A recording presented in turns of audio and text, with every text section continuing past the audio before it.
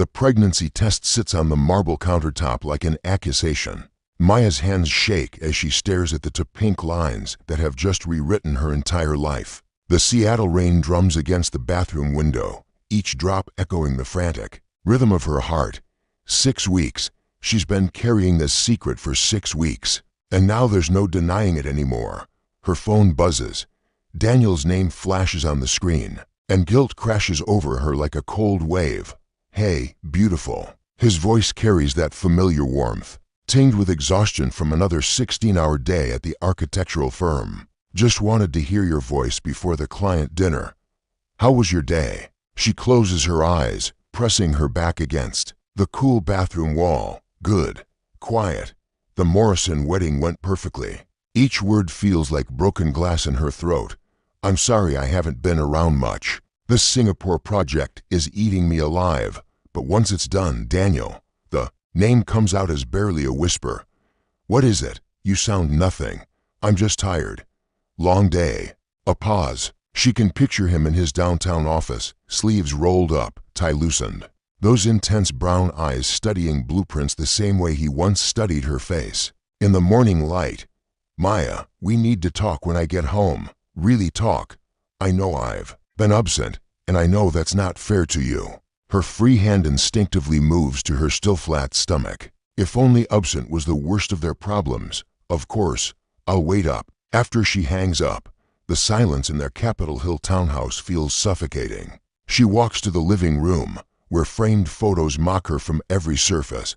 Their wedding day, their honeymoon in Tuscany. Daniel's arm always around her, his smile genuine and trusting.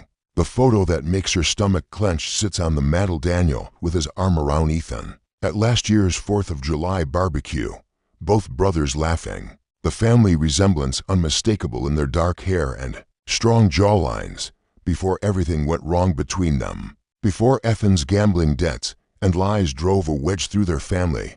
Before 3 months ago, when Ethan showed up at her door, broken and desperate for forgiveness that wasn't hers to give. Maya sinks onto the velvet sofa, remembering that night with painful clarity. Daniel was in Singapore, and she was drowning in loneliness and resentment. Ethan stood in her doorway, rain-soaked and vulnerable, looking so much like Daniel but carrying none of his certainty. "He won't return my calls," Ethan had said, his voice raw.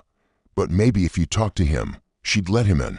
Made coffee, listened to his apologies and explanations, and when he'd reached for her hand, when his fingers had traced across her knuckles with a tenderness that reminded her how long it had been since anyone had touched her like she mattered, she'd let it happen. Now, staring at the pregnancy test in her trembling hands, she knows that moment of weakness will either destroy everything or become the foundation of something new.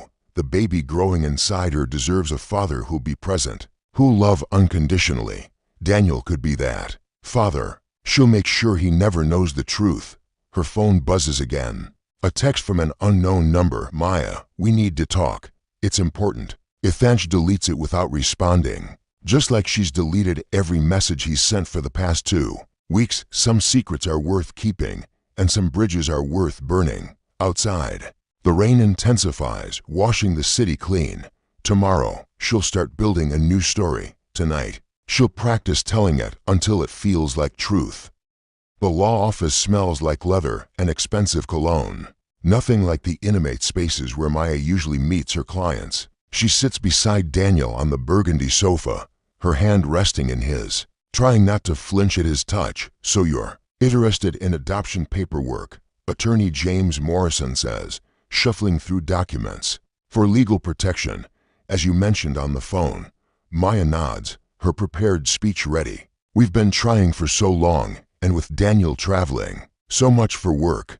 We want to make sure everything is legally sound if we're blessed with a child through alternative means." Daniel's thumb traces circles on her palm. "My wife has such a generous heart. She's been researching surrogacy, egg donation, all the options." The lie flows so easily from his lips that Maya almost believes it herself, almost forgets that she practiced this conversation in the mirror for hours, crafting each word to sound natural and necessary. "Of course," Morrison continues, "the paperwork can take several months to process. so it's wise to start early. I'll need both of your signatures, blood work for genetic screening, and blood work. Maya's voice cracks slightly. Standard procedure. Health screenings, compatibility tests. Nothing invasive. Daniel squeezes her hand. Whatever you need. We want to do this right. As Morrison explains procedures and timelines, Maya finds herself studying Daniel's profile. Has he always had those lines around his eyes? When did his hair start showing silver at the temples? 3 years of marriage. And sometimes she feels like she's looking at a stranger. Maya? Daniel's voice cuts through her thoughts. Morrison was asking about your family medical history. She stumbles through answers about her grandmother's diabetes, her father's heart condition, each word feeling like another layer of deception. When they finally leave the office, Daniel's hand settles on the small of her back, guiding her toward his BMW. That went well, he says, opening her door. Morrison seems thorough. Maybe too thorough. She slides into the passenger seat, inhaling the familiar scent of his cologne mixed with coffee and the faint smell of drafting ink that always clings to his clothes. Daniel starts the engine, but doesn't pull away from the curb. Instead, he turns to face her, his dark eyes searching her face with an intensity that makes her pulse quicken. Maya, are you happy? The question hits her like a physical blow. What do you mean? I mean happy. With us. With me. His hand finds hers again, fingers intertwining. I know I've been absent. The Singapore project, the late nights, the travel. I know it's taking a toll. She wants to tell him everything. The words sit on her tongue like poison, begging to be released. Instead, she lifts their joined hands and presses a soft kiss to his knuckles. I love you, she whispers, and it's not entirely a lie. She does love him, the version of him that existed before ambition consumed him, before she became a footnote in his carefully planned life. I love you too. He leans across the console, his lips brushing against her temple. More than you know. That's why I want to make sure we're doing everything right. For our future. Something in his tone makes her look at him more closely, but his expression is unreadable. Classic Daniel, always holding his cards close to his chest. As they drive home through the Seattle traffic, Maya rests her hand on her stomach and tries to imagine a future where this all works out, where Daniel raises Ethan's child as his own, where their family grows stronger instead of shattering under the weight of her choices. Her phone buzzes, another text from Ethan. Maya, please, we can't pretend this never happened. She deletes it and turns her phone face down. Some pretenses are necessary for survival. Maya's morning sickness arrives with cruel precision at 8:15 a.m. Just as Daniel is leaving for his downtown office. She barely makes it to the powder room before her stomach betrays her, retching until there's nothing left but bile and fear. Maya, Daniel's voice comes from the doorway, concerned and suddenly too close. Are you all right? She grips the marble countertop, forcing her breathing to steady. Must be something I ate. That salmon last night tasted off.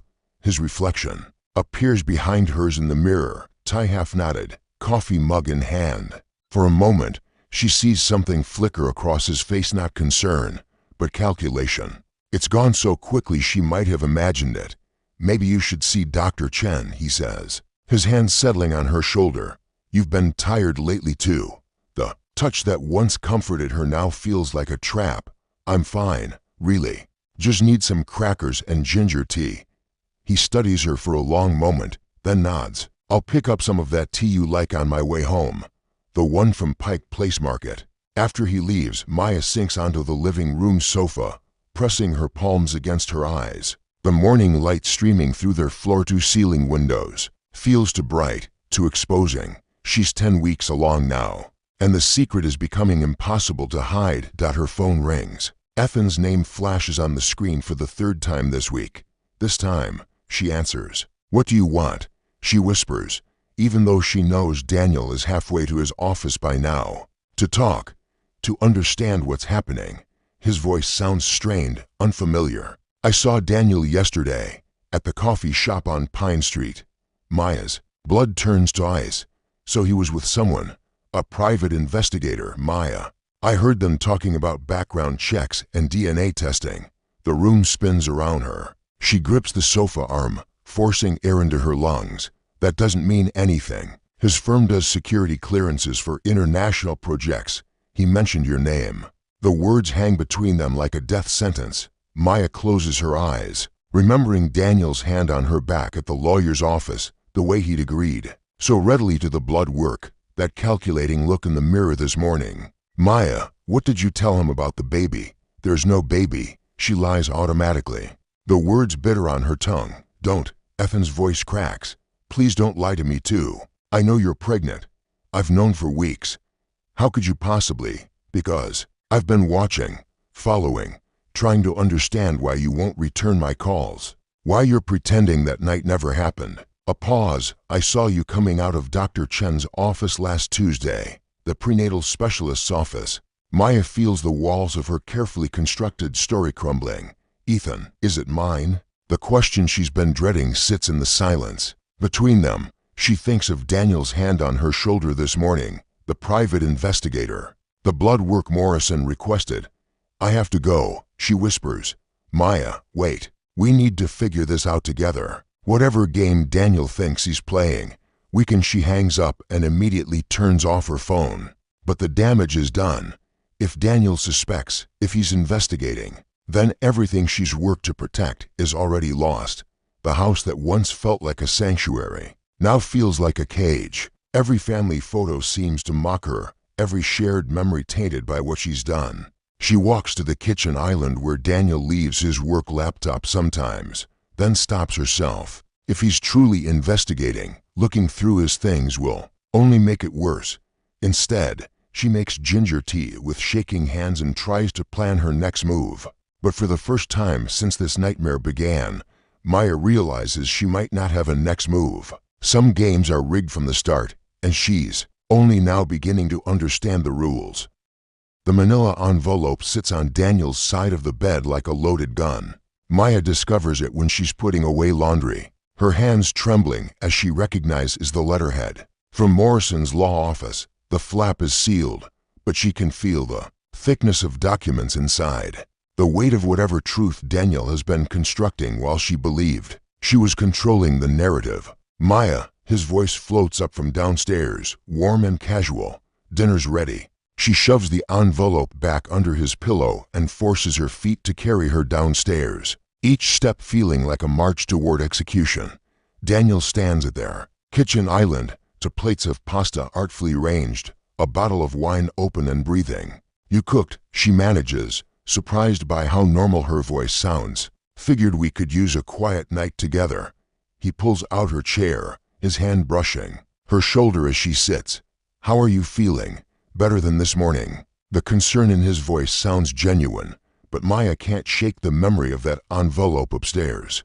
Much better. Thank you for the tea. They eat in comfortable silence. The kind of domestic tranquility that once made her feel safe, now it feels like the calm before a storm. Daniel refills her water glass. She's noticed he stopped offering her wine and asks about her day, her upcoming events, the new client consultation she has tomorrow. He's playing the perfect husband, and Maya realizes with growing horror that she's been playing the perfect wife in return.